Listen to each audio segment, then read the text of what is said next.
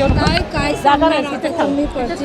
Form भरलाय कसं वाटतं तुम्हाला? खूप आनंद वाटतंय. उद्धव साहेबांनी आणि राज ठाकरेंनी जो विश्वास माझ्यावर ठेवलाय तो सार्थक, कारण मराठी माणसांसाठी आम्ही खरोखर एक दोघे भाऊ एक झालेत आणि त्यांच्यासाठी आम्ही खरोखर आता इलेक्शनला आम्ही सामोरे जाऊन आम्ही मुंबईत आम्ही आपली मशाल आणि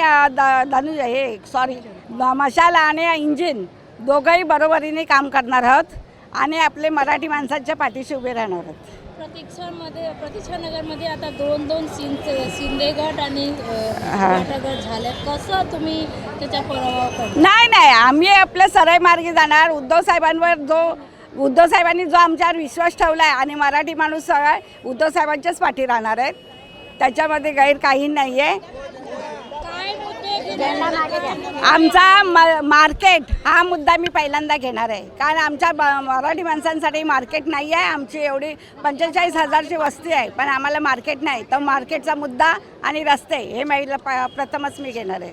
प्रतीक्षानगरमध्ये जाम त्रास आहे, चोरी वगैरे भरपूर झाले आहे, पण काय सांगणार त्याच्याबद्दल? कसं महिलाला कसं सुरक्षा देईल? महिला तशा आमच्या सुरक्षितच आहे. आम्ही काय त्याचं घाबरून राहणारे नाही आहेत आणि आमच्या रणरागीने आमच्या स्वतःचं रक्षण बरोबर करू शकतात.